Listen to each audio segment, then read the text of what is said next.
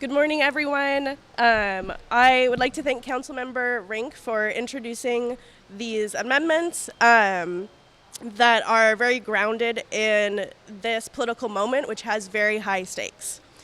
My name is Catherine Ichinose. I am an organizer with Seattle Student Union and a member of the Keep Your Promise Coalition, which includes over 10 organizations. Many of them are youth-led. This coalition was created because we recognized the urgent need to resource our schools with the supports that they will need to keep youth and families safe from the overreach of the federal government. A federal government that has already begun attempts to force their way into schools to kidnap children. And these are attempts that will not stop unless we put protections in place to stop them. The students who I organize cannot be here this morning, nor at the other times for public input to the council on these amendments to the FEPP levy, which all have been scheduled at the beginning of the school day when they are learning in schools. But students are not silent on the need for restorative, non-punitive safety practices in schools, legal defense for migrant and refugee families, and far more accountability and transparent communications with students who, after all, have the most at stake in this.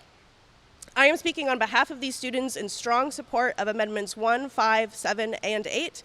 In particular, Amendment 1, which provides guidance that schools should not use punitive practices that contribute to the school-to-prison pipeline, and by extension, the school-to-deportation pipeline that the Trump administration is trying to manufacture. This amendment does not limit police officers from playing a role in keeping our schools safe, and it actually goes a long way to make their security job easier, making sure that student discipline is firmly in the hands of school administrators and in families. As we continue to envision a safety and security approach that serves every student, the school board will be taking input in the next month to inform their vote on the moratorium of SEOs stationed in schools. And given the lack of input from youth in this body, we should look to that school board's engagement to get a better picture of the full safety and security setups that will work best for students. And I'm grateful that this amendment is a strong first step to make sure that whatever those specifics are, it is ensured that they will not criminalize our students. I am happy to hand it off to Tim Warden-Hertz with the Northwest Immigrant Rights Project, who are doing absolutely essential work right now. Thank you. Thank you, Catherine. It's good morning. It's nice to be here with so many impressive leaders in our community. I want to start by thanking Councilmember Rinck for introducing these amendments. As I think everyone knows, immigrant communities are under attack. We see families separated while attending their court hearings just down the hill from here at the immigration court. We see workers not coming home to their loved ones because of raids on their workplaces. We see children who fled dangerous situations to find safety here face harassment at home by armed immigration officers under the guise of welfare checks. These amendments offer the chance to offer support to Seattle students and their families in the face of these attacks. Recently, the City Council unanimously approved a resolution reconfirming Seattle's status as a welcoming city. That was an important step. And I'm confident that the Council will again step up in the face of this moment and approve these amendments, recognizing that Seattle students and their families deserve this support so they can thrive as all of our students should thrive. A few months ago, I gave a Know Your Rights presentation at my son's school to immigrant parents and had to give the advice that they should make plans and create legal documents for what to do if they were detained and they couldn't come home, who would take care of their children. And that reality, right, that people are planning for who's taking care of their kids if they don't come home, that's where, our city needs to step up, as a city that is welcoming, and ensure that the support exists for families so that they, can create the safety that they deserve so they can thrive in school and in their lives. Thank you. And with that, I hand it off to Lena Nguyen. Thank you.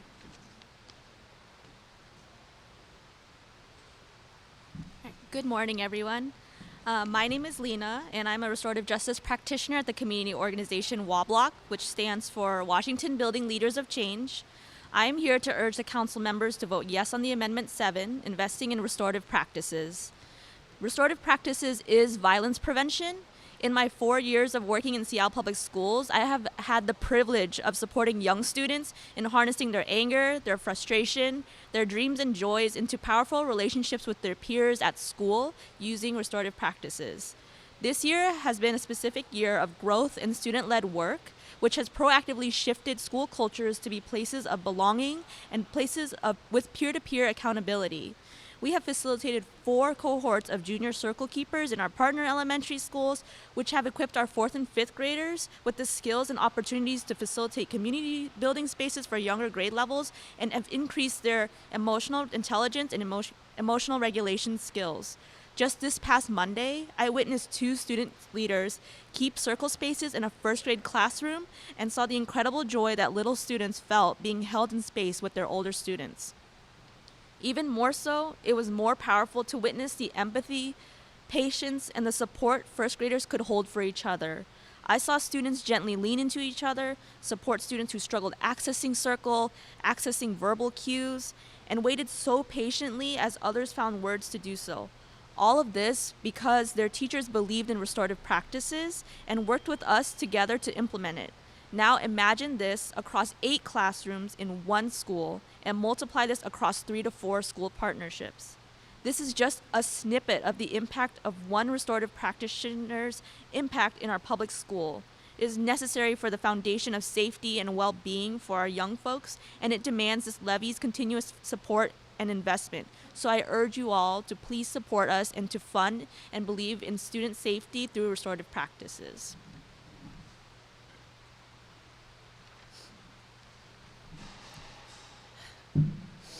Thank you all for centering the voices of young people into the narrative, and an intentional thank you to Councilmember Rinck for prioritizing the young people and community by calling for this conversation. My name is Yuna, and I'm a youth organizer for FEAST. FEAST is a youth-led organization that trains students of color and working class youth to build collective power and organize for change in their schools. We work in schools in the South End, and our students represent communities that are historically under-resourced and unsupported. My role is to echo the unified voices of young people, their schools, and communities who have experienced the impact of this levy firsthand. We believe the Families, Education, Preschool, and Promise Levy and Amendments 1, 5, 7, and 8 are a reflection of the values and priorities young people, especially youth of color, have been demanding for years. FEAST's work and impact has been strengthened by these resources, and so has the work and impact of many of our partner schools and organizations who share our values and priorities. These dollars build stronger schools and stronger communities. In 2020, we listened and we were led by students in Seattle Public Schools when they said that police presence in the halls was causing more harm than good. We joined WABLOC and Black Minds Matter to call for the removal of police officers, often called school resource officers, from Seattle Public Schools, collecting over 20,000 signatures, and we won. This campaign wasn't just about removing harm, it was about building something better, real safety, community care, and healing. And it is working.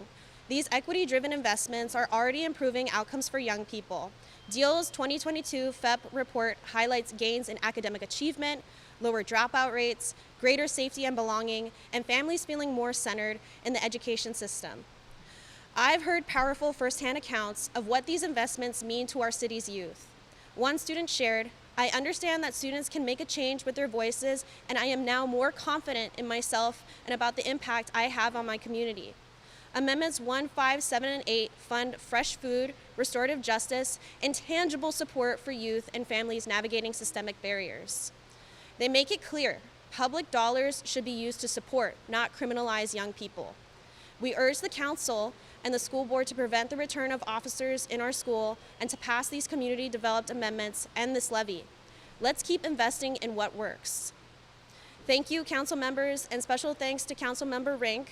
Thanks to the community for bringing this vision to life, and let's keep listening to our youth.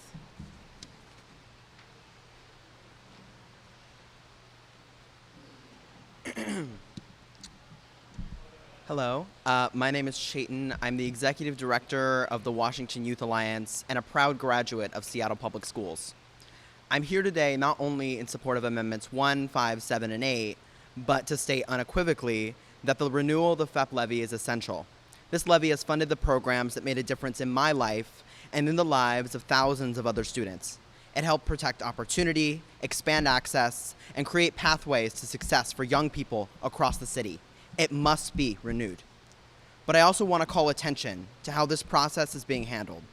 Holding this hearing on a weekday morning during final exams makes it nearly impossible for young people and students to attend.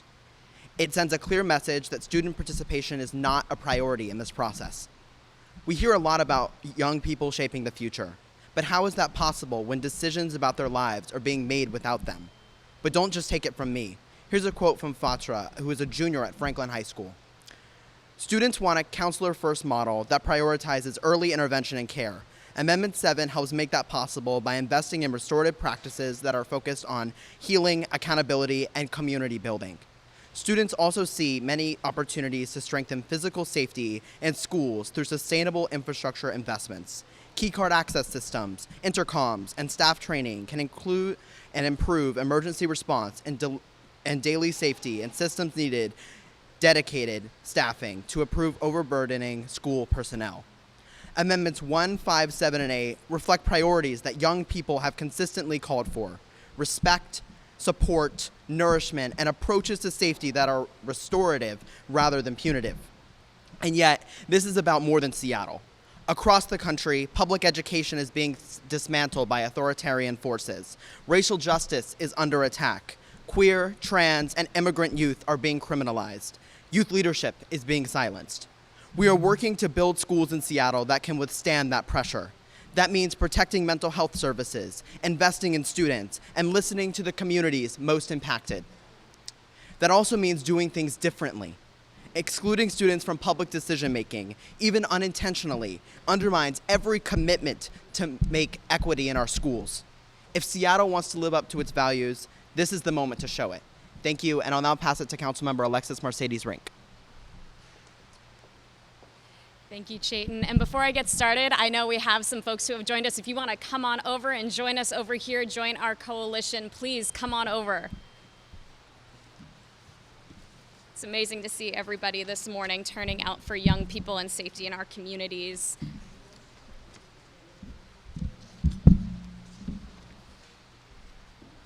Well, good morning, Seattle, and good morning to the future we are building together. In just 13 minutes, we will vote on amendments to the Families, Education, and Preschool Promise Levy that will define what kind of city Seattle chooses to be, not just today, but for generations to come. And while the Trump administration deploys the National Guard in California and threatens to do the same here, while ICE raids terrorize our neighbors, and while they try to slash SNAP benefits by a third, leaving families hungry, Seattle has a choice. We can cower or we can lead. Yesterday, I walked into the federal building to accompany 4 immigrant families facing deportation. 4 families, 4 sets of parents who came to America seeking safety and seeking opportunity. Not one had an attorney to defend them. We had legal observers and advocates, but not attorneys. Not one had adequate representation against a system designed to tear families apart. And I watched a mother hold her daughter, knowing that Trump's machinery of cruelty could separate them forever. And at that moment, I understood with perfect clarity what these FEPP amendments really are. They are Seattle's answer to federal abandonment. These amendments weren't written in ivory towers. They were forged in partnership with the Keep Your Promise Coalition, a movement of organizations, some of which you've heard from this morning. These organizations who know our communities from the inside out. From Seattle Student Union, organizing in our hallways, Washington NAACP Youth Council, lifting up young voices that demand to be heard. Community Passageways, creating connections where others build walls. Washington Youth Alliance Action Fund, investing in the leaders we need. People Power Washington, organizing block by block. Northwest Immigrant Rights Project, standing in those federal courtrooms every single day. Tech for Housing, fighting for homes people can actually afford. Seattle Caucus Rank-and-File Educators, advocating for students in every classroom. Puget Sound Sage, connecting environmental and economic justice. Washington Building Leaders of Change, developing tomorrow's advocates. Washington Bus, mobilizing the voters who change elections. And Washington Ethnic Studies Now, ensuring our schools reflect our communities. This is what democracy looks like when it works. And through these amendments, let's protect students through proven approaches that actually create safety, not the illusion of safety through punishment, but real safety through support and community investment. Let's feed families through Fresh Bucks that put healthy food directly into people's hands, because when Trump cut SNAP by a third, Seattle steps up to fill the gap. Let's build safer schools through restorative justice that creates genuine security, the kind that comes from students feeling heard, conflicts being resolved through understanding, and communities healing together.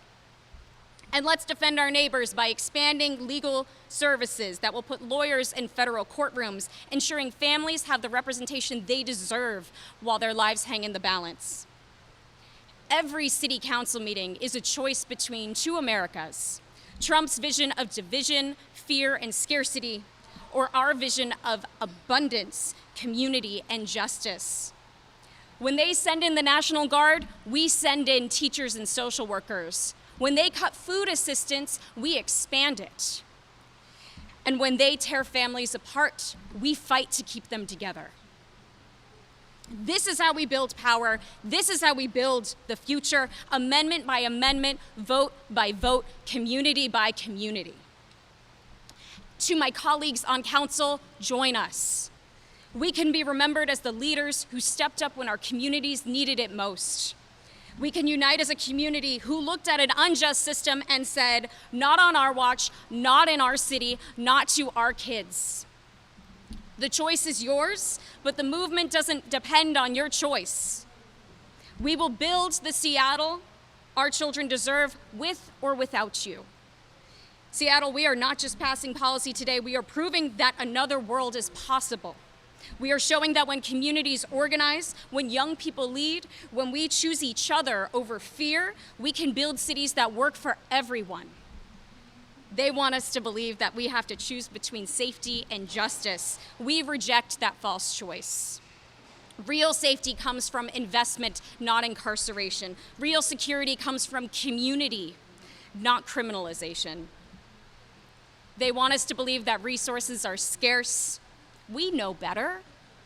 In the richest country in human history, scarcity is a political choice, not an economic reality.